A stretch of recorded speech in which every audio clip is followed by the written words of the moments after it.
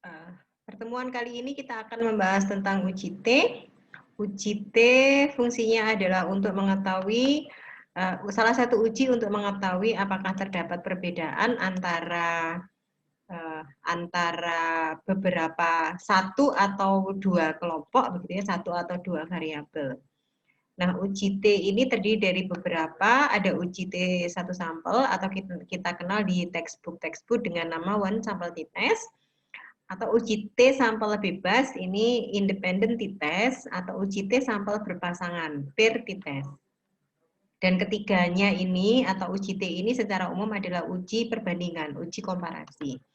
Kita akan membahas one sample t-test terlebih dahulu.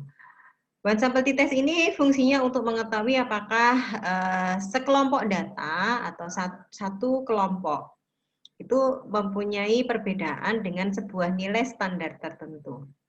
Misalnya apa? Misalnya dilakukan survei tentang apakah ibu hamil yang selalu memeriksakan kehamilannya di puskesmas itu tidak anemia.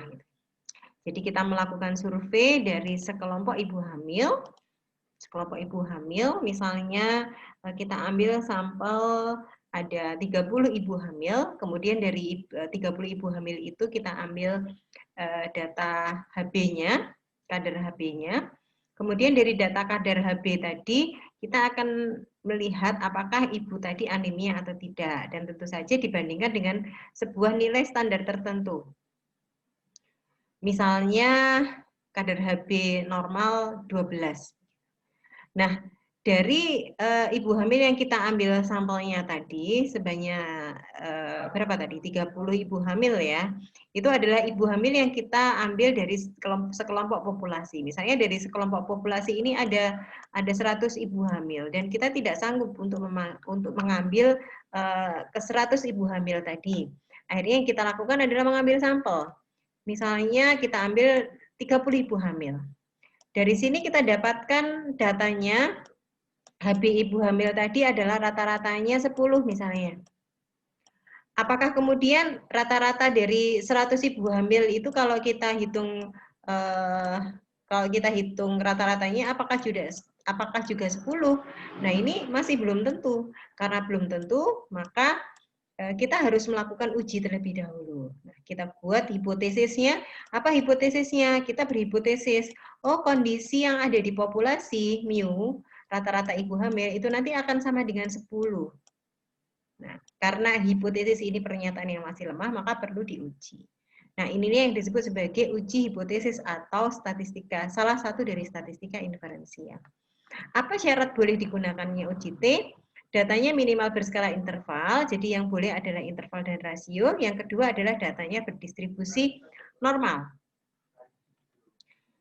Ini hipotesisnya, nanti akan ada dibagi menjadi dua kondisi, ada hipotesis satu arah dan ada hipotesis dua arah. Ketika hipotesis satu arah, maka HA0-nya begini, mu sama dengan 12 gitu ya. Tadi karena nilai standar dari HB 12, mu lebih dari 12. Atau kita menggunakan yang ini, mu kurang dari 12.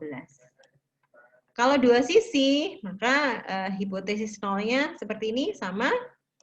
Cuman untuk hipotesis alternatif akan tidak sama dengan 12. Hipotesis alternatif itu bisa ditulis dengan HA atau juga bisa banyak buku-buku textbook juga yang menuliskannya sebagai H1. Jadi boleh ditulis dengan HA atau H1 sesuai dengan selera masing-masing. Seperti tahapan yang sudah kita bahas di pertemuan sebelumnya, setelah kita tentukan hipotesisnya, maka berikutnya adalah kita menghitung statistik uji.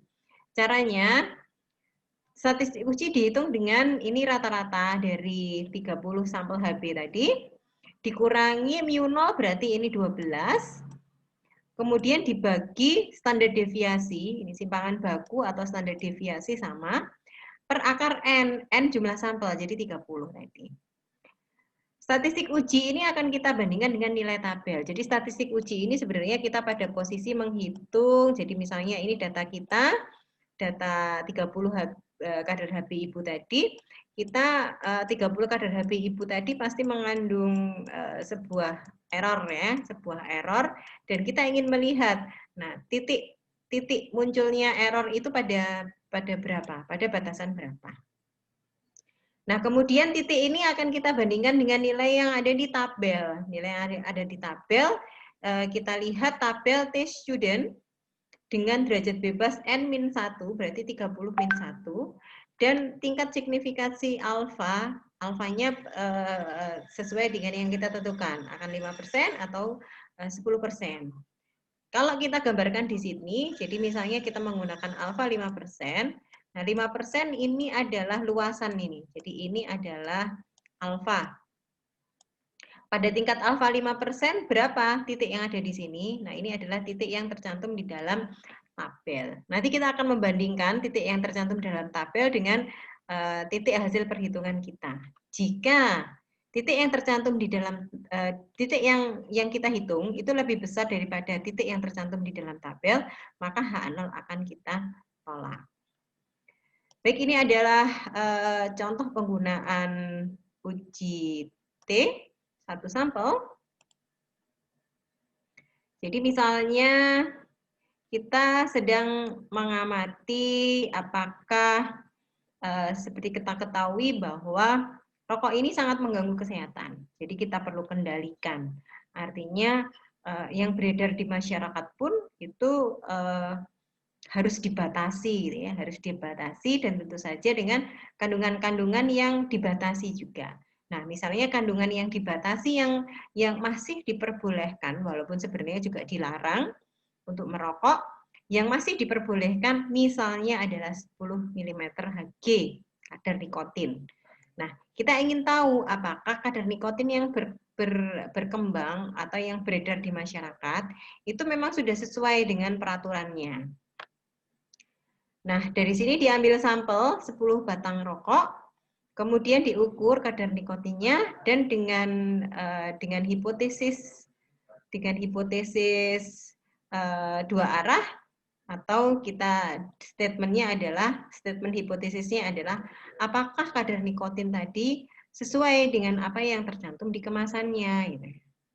Artinya kita ingin benar-benar membatasi, atau kita benar-benar ingin melihat kepatuhan dari para industri rokok, baik itu rokok industri rumah tangga maupun industri besar.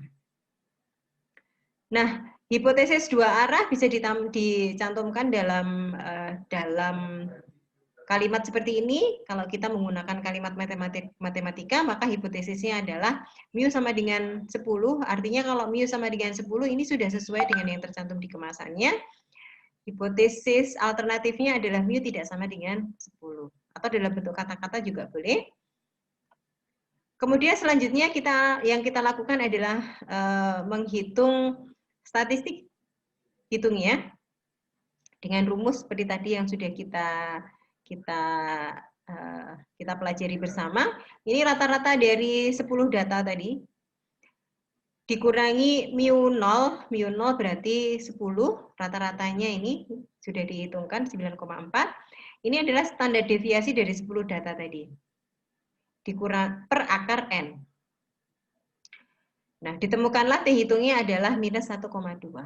T hitung minus 1,2 ini akan kita bandingkan dengan T tabel. Saya perlihatkan dulu T tabelnya. Nah, ini adalah T tabel. T tabel kita ambil dengan hipotesis dua arah. Hipotesis dua arah, alfanya 5%. Kita lihat dengan DBN-1 berarti 10 min 1, 9. Ini 9. Berarti nilai tabelnya adalah 2,262. Nah, 2,262 ini akan kita bandingkan dengan nilai statistik uji yang tadi sudah kita hitung. 1,2 karena dimutlakkan ya, mutlak nilai T hitung. Ini ternyata lebih kecil daripada T tabel. Artinya H0 diterima. Jadi kesimpulannya adalah tidak ada perbedaan dengan yang tercantum di kemasannya. Baik, itu adalah salah satu penggunaan dari uji T1 sampel.